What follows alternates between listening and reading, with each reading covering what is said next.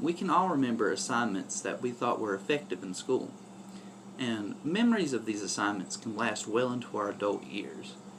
But the memories of these assignments vary from person to person and vary from assignment to assignment. So for this project, I wanted to get not only my opinion about what an effective assignment is, but the opinions of our current students, of postgraduates, and even our educators. Okay. What is an effective assignment to you, Lexi? Effective assignment is probably a project or report. What about a project or report is effective? I guess with the research I have to do for them, it helps me learn new things about cultures and people. What's an assignment that you specifically remember that you think is effective? There's two. I had to do a bunch of things for a project for Truman Capote, and then the mummification process. Why do you remember those two assignments specifically?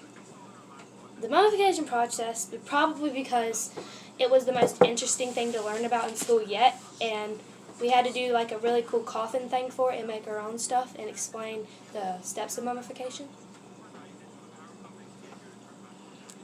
Why is a book report or project effective to you? It helps you learn about what people's done in the past and stuff.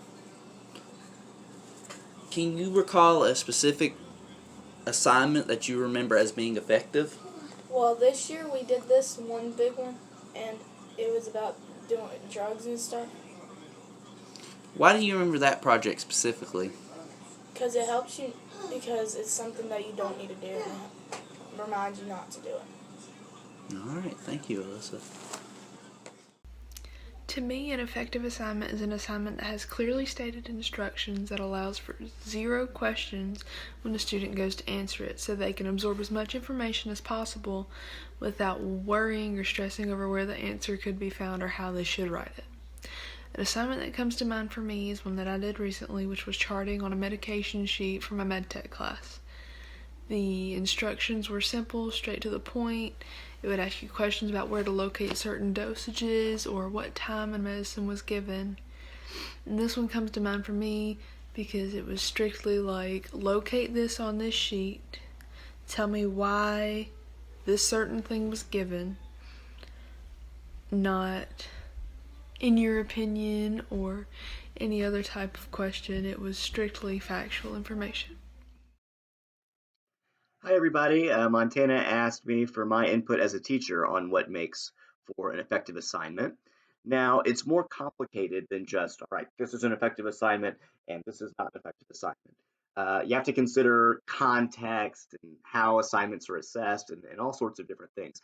I have a long list of what could make for an effective assignment, but I think I've narrowed it down to the most important 2 criteria, at least for me.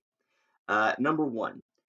An effective assignment measures what needs to be measured. In other words, it requires students to actually demonstrate learning of one or more clearly defined standards. It has to be clear to the students what the assignment is supposed to show and how it's going to either demonstrate learning or lead to greater understanding. Otherwise, it's not clear why we're working on it. Okay, it's just busy work, and nobody likes busy work. 2, an effective assignment is something that students want to do. All right, maybe not always enthusiastically, but the assignment should inspire some degree of intrinsic motivation. There has to be some buy-in from the students. And one of the best ways I have found that you can encourage intrinsic motivation in students is to offer them some degree of autonomy and choice. All right, the more choice students have over what they work on and how they work on it, the more motivated they are going to be.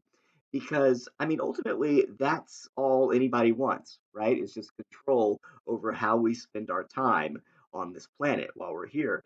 So, an effective assignment is going to allow students some degree of freedom and choice, which will ideally lead to greater student engagement and involvement. So, a specific example of an effective assignment that immediately comes to my mind, at least in my experience, is a choice board. I've had a lot of success with choice boards, and students have reported that they really enjoy working on choice boards. And the reason for that is simply because, again, students like to choose what types of assignments they do. You might have one student who doesn't really want to write a paper, for example, but they're very artistic and they can really meet that educational standard by drawing a picture or recording a podcast or making a skit with friends. So it's really good for catering to students' needs and wants and allowing them that freedom of choice, that autonomy to really make the learning theirs. Now, of course, you have to make sure that all of the options on a choice board are aligned to those specific educational standards. But the really big reason I love them is just because they allow for student choice, and that is so important. If learning is going to occur, it has to be a collaborative student-teacher dialogue. The student has to have a say in terms of how they learn and what they're working on. And that's my perspective, not only as a teacher, but just as someone who also works. I like to have some degree of say in what I'm working on and how I'm working. So I'd love to hear your thoughts as students on what you think makes for effective assignments. Montana, let me know what you and your classmates think.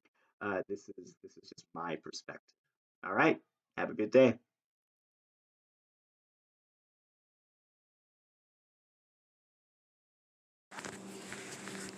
I personally believe that a good assignment makes you think of the topic at hand, not just superficially, but in deeper thought on how it applies to both the course and in real life. I think an effective assignment also makes me make connections between it and something else. It should make you feel a connection with the topic. This is true, and especially in English classes, because once you have a connection with a piece of literature, you will understand it and yourself more fully. The first assignment I think of when thinking of effective assignments was on 1984 by George Orwell. I had loved the novel. I loved how dark and depraved it was, and how we can see themes of the novel happening today. It was also what made me fall in love with making YouTube videos that analyze novels. While these videos are absolutely awful, I know where my roots are. The next assignment I think of was in my college history class. It was a type of World Fair project. We were assigned a country, and we had to do research on it. Then we were tasked with creating a booth that is based around the country. I was assigned Vietnam. I researched history, economy, and culture. To this day, I can still give the complete abridged version of Vietnamese history.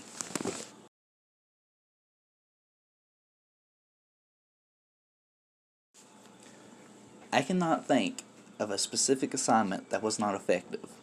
And if that is the case, that means the forgotten assignment was not effective. When I look back, I can remember assignments from classes that were effective, and I can still talk about it. If I do not have the faintest recollection of the assignment, I consider it ineffective. However, I understand there are some classes that I was just not interested in, and that may not be the fault of the assignment or me.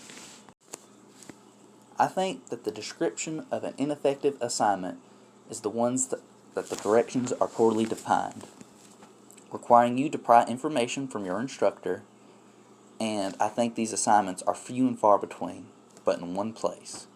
Cookie cutter courses in college. Those classes have a bad reputation for those types of assignments. An example I have was for a Business 110 class that I had in my college course, and even though I had the head of the department as my instructor, it was still a cookie cutter class, and most of the assignment descriptions were pretty poor.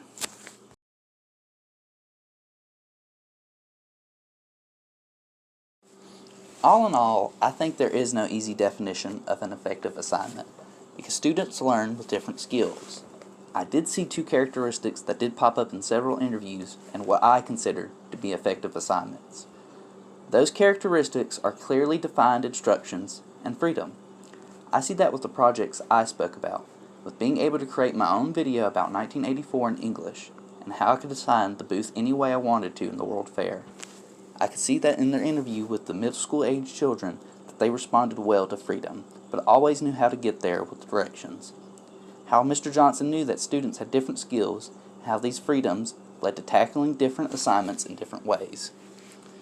I did see that directions were responses in many of the interviews, with Tori speaking about how directions are important in her studies now. I think as students we look for direction on where to go, but we want to get there in our own way.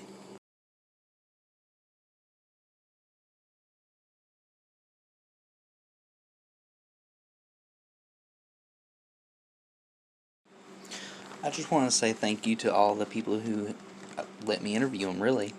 Mr. Johnson, Tori, my sister Alyssa, and my cousin Lexi Pretty. They were a real big help when making this.